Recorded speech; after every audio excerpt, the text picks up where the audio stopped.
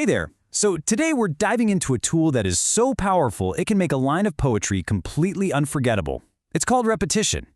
Think of it as the secret ingredient poets use to ramp up emotion and make words really stick in our heads. Let's get right into it.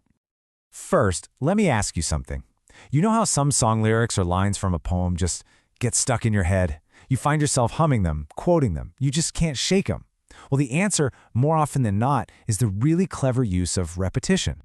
So here's our game plan for today. We're going to cover what repetition actually is, why poets use it so much, and the main types you'll come across. Then we'll see it in action with some real examples, and finally, I'll give you a guide on how to spot it yourself. Okay, let's start with the absolute basics. At its heart, repetition is what I like to call the echo effect in poetry. It's the technique that makes words and ideas kind of bounce around in your head long after you've finished reading. And you know, the key word here is intentional. This isn't some accident or a poet being lazy. No way. They are deliberately repeating words or phrases or even sounds to hit a specific goal, to really emphasize an idea, create a musical rhythm, or stir up some powerful feelings in you, the reader. So that leads us to the big question, right? Why?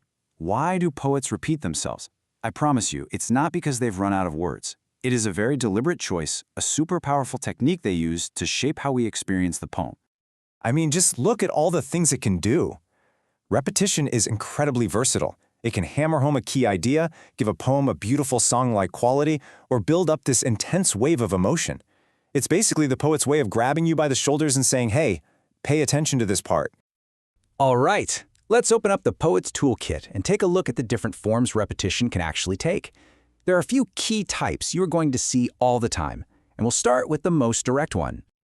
First up, we've got the most straightforward one, word repetition. This is exactly what it sounds like. A single word is repeated to really drive a point home. It adds stress and focus exactly where the poet wants it. Just listen to this classic line from The Rime of the Ancient Mariner. You don't just read that the sailor is alone, do you?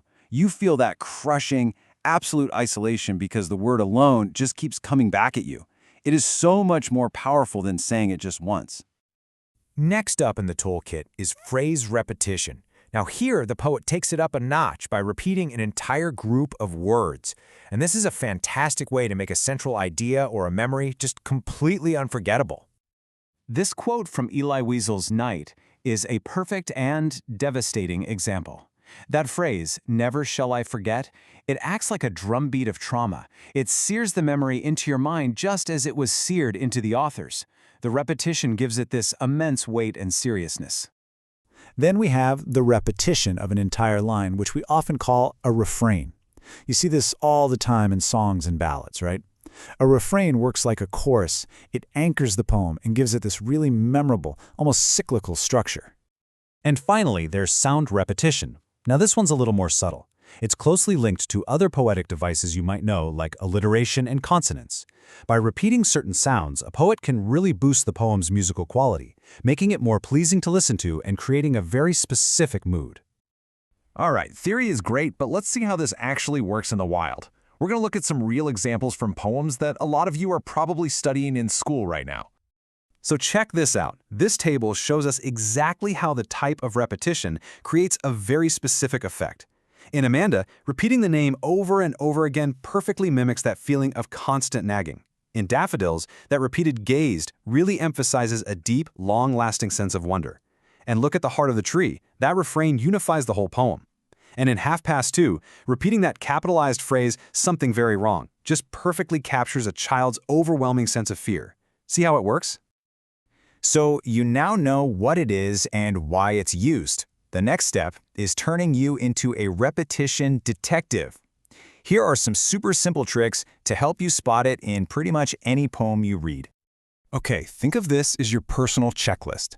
When you're reading, ask yourself, is a word or phrase being used more than once? If I read it out loud, does it sound kind of musical, almost like a chant?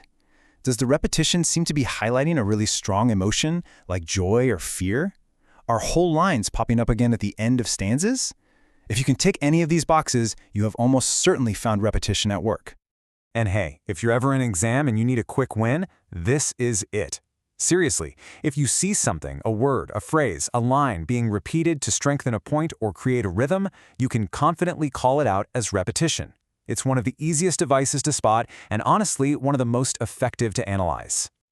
So, I'll leave you with this thought. The game isn't just about finding repetition anymore. Now that you can spot it, the real question is, what message, what feeling, what unforgettable idea is the poet trying to echo in your mind?